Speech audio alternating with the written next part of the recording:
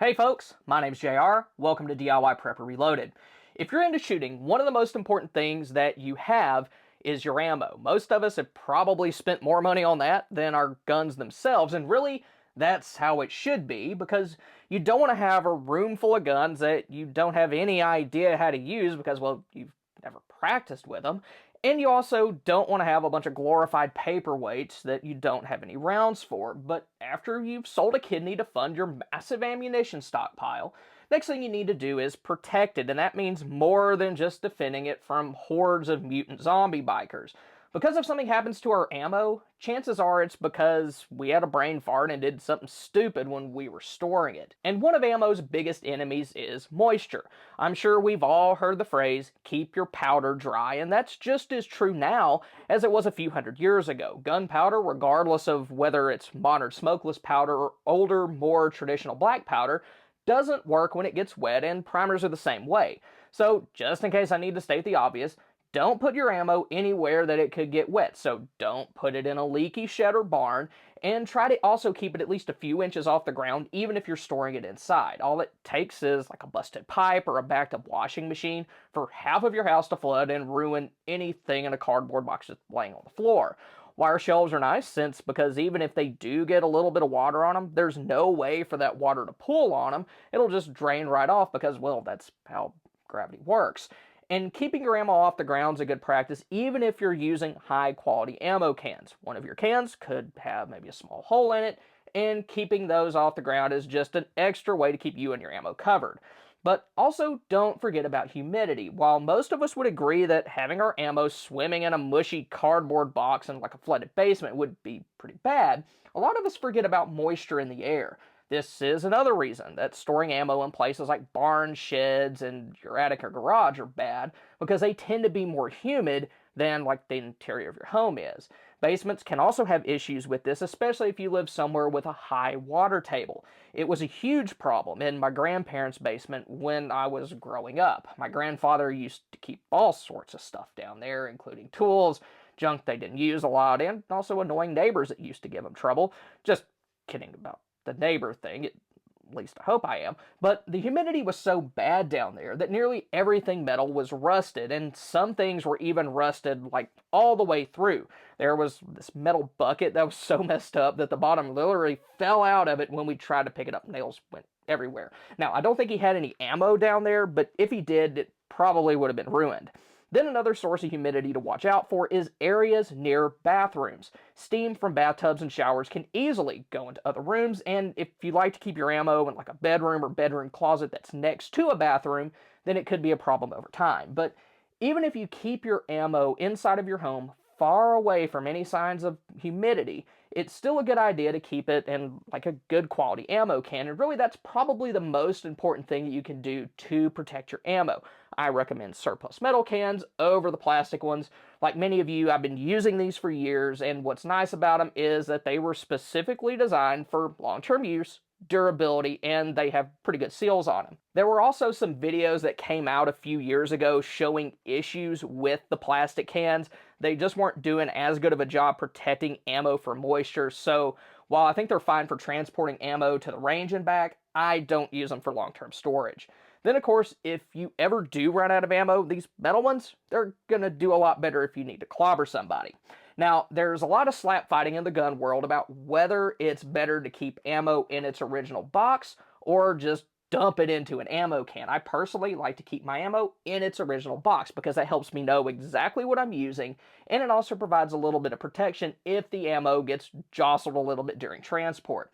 The downside to that, though, is that cardboard can absorb moisture in the air and it's going to hold on to it like a sponge. This could be an issue if you live in an area with high humidity, but you can easily get around that by picking up some reusable silica gel packs like these. They'll absorb any moisture inside of your ammo can, and they can be reused just by sticking them in the oven for a little while. And the fact that they're reusable makes them ideal for things like ammo cans that may need to be accessed from time to time.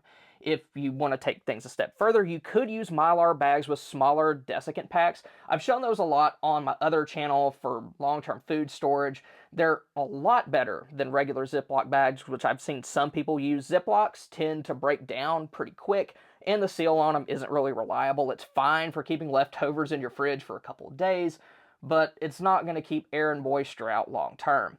Then also like mylar better than vacuum seal bags also. Vacuum seal bags tend to lose their seal over time, and here I have a perfect example of that. This is a gas mask filter that I got a couple years ago, and it was vacuum sealed. I don't know how noticeable it is on the video, but the seal on this has given out, and I've only had it for a couple years.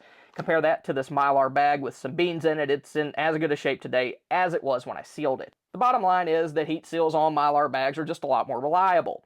You can seal them with a dedicated bag sealer or just use like a hair straightener. Now, I would not recommend using your wife's since it could make her hair smell like plastic, and she's not going to like that. I found that out the hard way. Fun times. Oh, hey, honey. What's going on? What? Ow! Good. What do you do? Ow! What was that for? Now, one thing you do need to look out for with mylar is that it can get punctured by sharp or pokey items.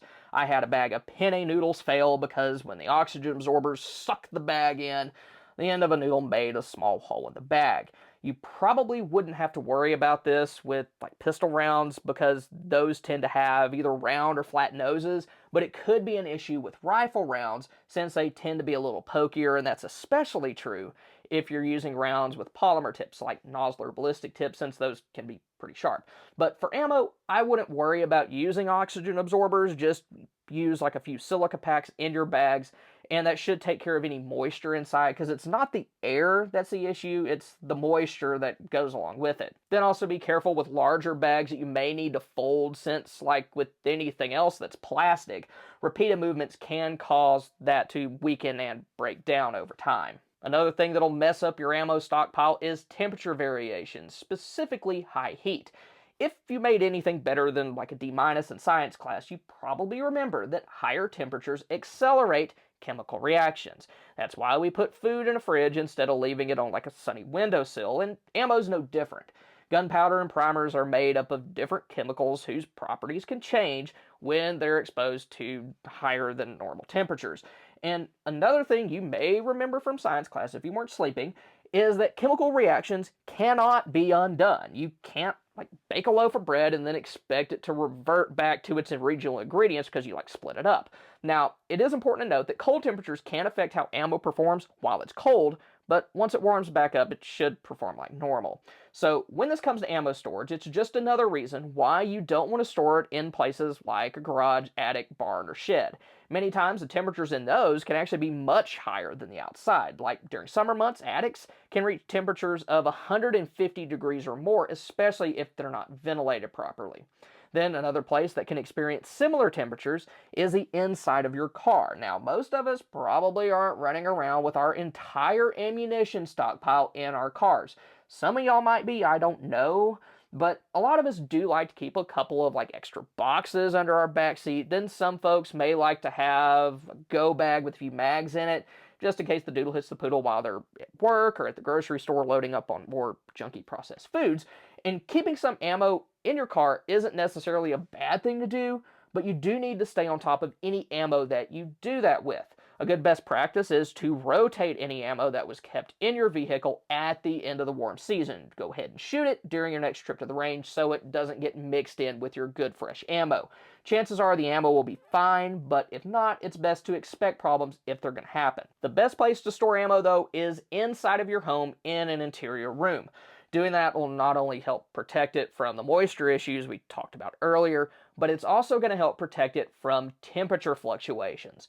Walls and closets along the exterior of your home are going to be more affected by outside temperatures, especially if there's a power outage. Rooms closer to the middle of your home, on the other hand, tend to be more stable, and any changes that they do experience are probably going to be more gradual. Then, aside from environmental issues, another way that people wreck their ammo stockpile is by picking up bad ammo. And it may not be that the ammo itself is necessarily bad, as in it blows up or won't fire, but it may just not work in your gun. It could also be a magazine issue. So anytime you stockpile a certain new type of ammo, run a few boxes through your gun first. Make sure it's compatible with your gun and any mags that you plan on using. Another issue that comes up from time to time is using reloads, specifically those you didn't make yourself. I think I told this story in a previous video, but I had a friend who got a new hunting rifle, and a guy he knew gave him some of his reloads because he was a poor college student, but they wouldn't even chamber.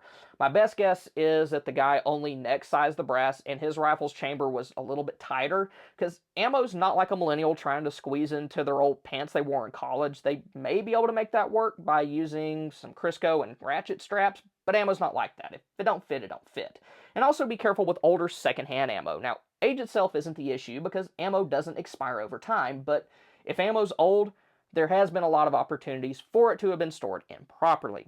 You may be able to gauge some of that by looking at the ammo and what it's been stored in. If it's in cardboard that has little bits of mold on it, then that's a good indication that it's been exposed to moisture, and the same's true if the ammo's casings are corroded. Brass will change color and may have some buildup on it, and of course steel case stuff will just rust.